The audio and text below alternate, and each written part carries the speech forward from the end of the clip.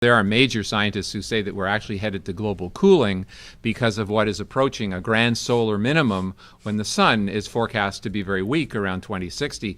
People can look off Professor Abdusamatov at the Pulkovo Observatory near St. Petersburg in Russia, and he's given talks actually at Heartland events where he's shown that we're entering into a period of global cooling. The sun is entering a stage known as a solar or Maunder minimum. This is where the solar activity that ignites solar flares or sunspots has decreased. It's a normal cycle and one that has been linked to the mini ice age that lasted for more than 50 years, starting in the mid-1600s. According to the website Space Weather, since 2015, the number of days without a recordable sunspot has been rising year over year. NOAA, NASA, and others all appear to agree the sun is entering a solar minimum phase. We are exactly at this stage when we are entering modern grand minimum from 2020. For next 33 years, for next 3 cycles, we have first grand solar minimum, and we will observe it from the front seat, all of us. So what do you think that the impact of that will be, based on your calculations, on the temperature on Earth?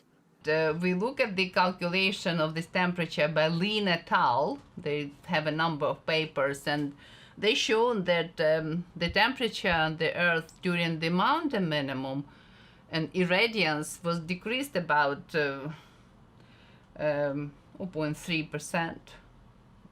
Small amount, but it is about 0.8 degrees the temperature was decreased, average in England. I look at the variation, which is a huge amount, which historical records show that during the mountain minimum in 17th century, the main rivers in Europe were frozen and people skate in them.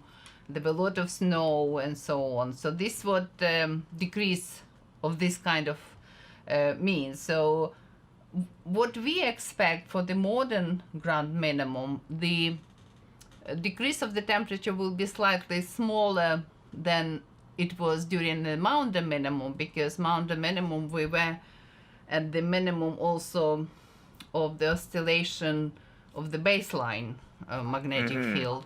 So from 17th century till now, the temperature increased by about 1 degree because of the position of the sun.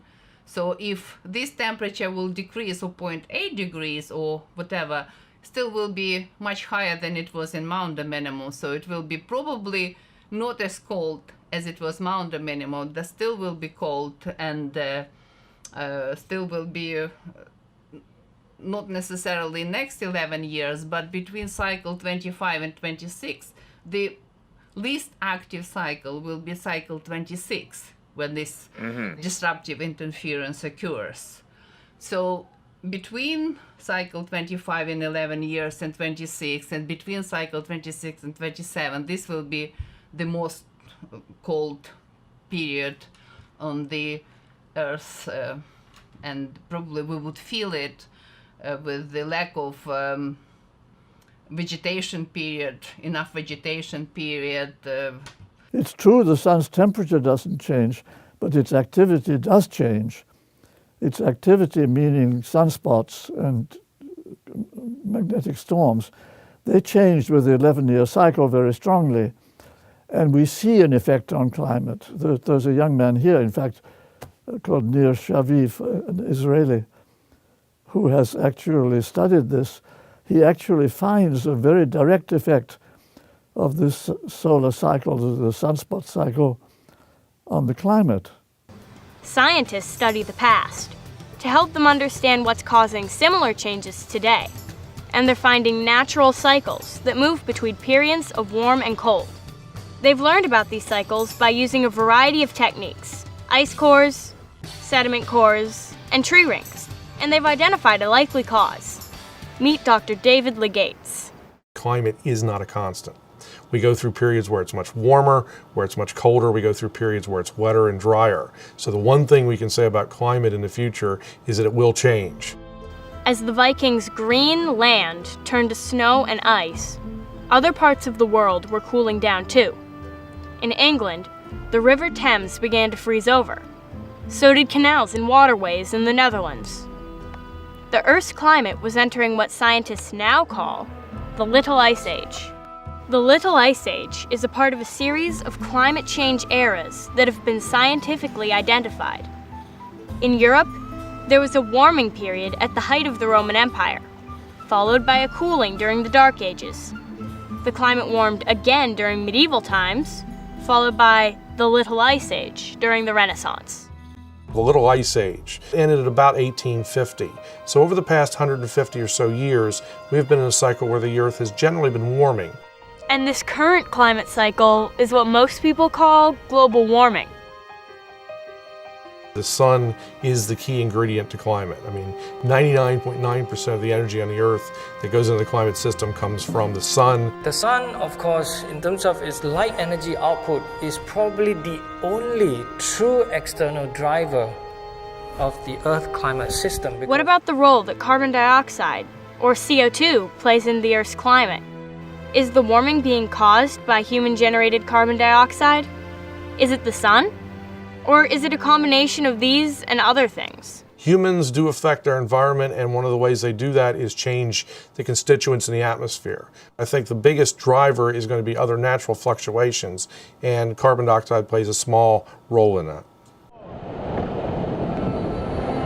The modern warming of Greenland has been going on since 1850, long before human-generated CO2 was increasing. In general, there's a consistent warming pattern. The best available records of temperature and atmospheric CO2 over the past 650,000 years indicate that the Earth's temperature always rises first, followed by a rise in carbon dioxide. Published papers clearly shows that it is always the temperature rises first by at least several hundred years to a few thousand years. And then the carbon dioxide curve responds and it follows. So it is a very clear scientific consensus on this issue. Scientists are also looking at the ice cap on Mars. It's been shrinking like the Earth's polar ice caps are shrinking. Mars isn't affected by CO2 we create to make iPods or grow more food, but it is affected by the sun's radiation. You clearly see drastic warming, okay, and melting of the ice cap. Okay? There's no doubt there's something natural occurring that has caused the ice cap to melt away on Mars. Do we really understand what's happening? We are urged to accept just one theory, that human-generated CO2 is the principal cause of global warming. Yet these and other scientists point to other possible causes. The journal Physics and Society, which is a publication of the American Physical Society with a membership of over 50,000 physicists, now welcomes debate of the question. Scientists are also expressing concern about the distortion of the science. Those views are indeed promoted by political bodies, which is the Intergovernmental Panel for Climate Change, and there appears to be a corrupted process, in my opinion, of their bodies. There's a science document, which is really written by scientists for scientists. There's also a summary for policymakers. It's put together by policymakers, and in many cases they go back to the scientists and say, can you change the science document to match our summary? We want to beef this up. We want to make it look worse.